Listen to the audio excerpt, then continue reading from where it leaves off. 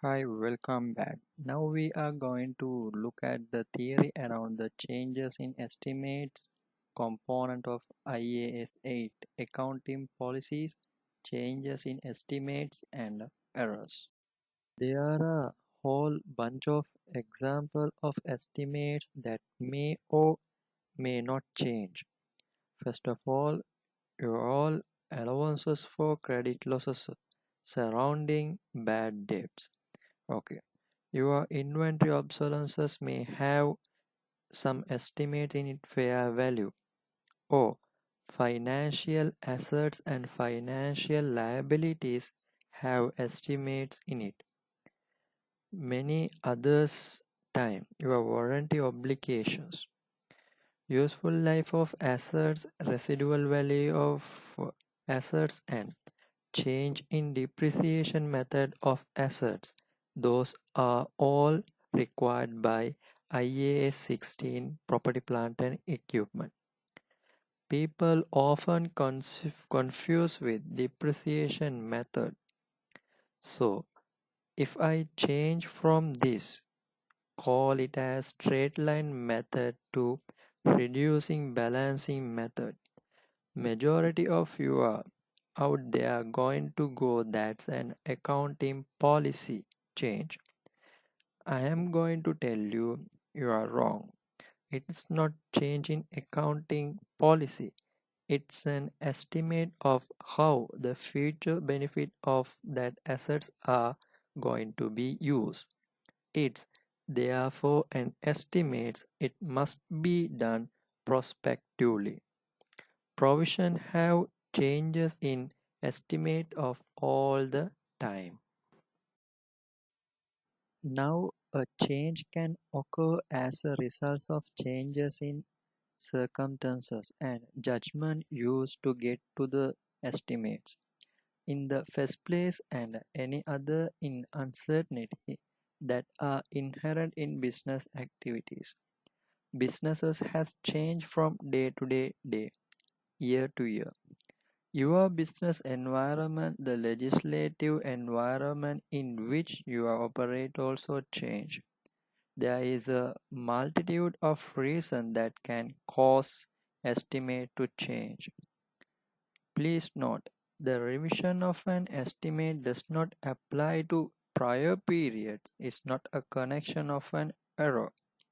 It's changing and updating your estimates from this year to going forward when it's difficult to distinguish between changes in accounting policy. Well, changes in an estimate assume it's a changes in accounting estimates. Change in estimate assume it's a change in accounting estimates. Okay, but you need to be on top of that.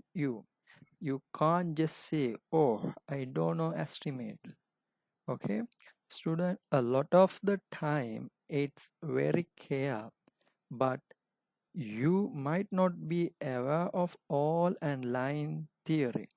So make sure you know your stuff before you go down.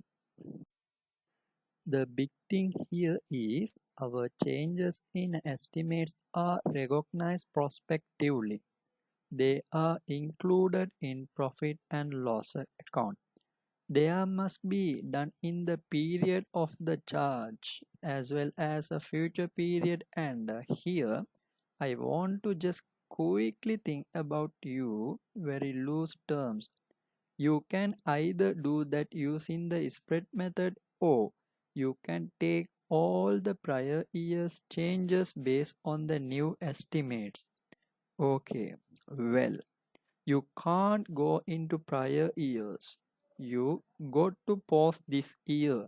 Going forward, you can either spread it out, or you can take all those differences and do a cumulative catch up. Some standards like IAS 20 on government grants require, well, if the changes affect assets, liability, or equity, you must adjust the carrying amount of the assets, liability, and equity in the period of the change occur. First of all, tell me the nature of the change, the amount of change, and if the amount of the effect of future period is not disclosed. Why? Because estimating such an effect is impractical.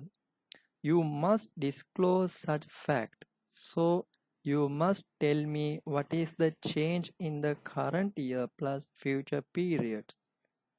All I am saying is there are lost points if you cannot determine the future periods. Then you must disclose the fact that it is impracticable to do so. Right. So we were covered some of the basic disclosure theory. I will try and do an example with you little later where we talking about practical applications, maybe using some. Looks like using cumulative catch-up versus spread method. Thanks for watching. Please don't forget to subscribe button.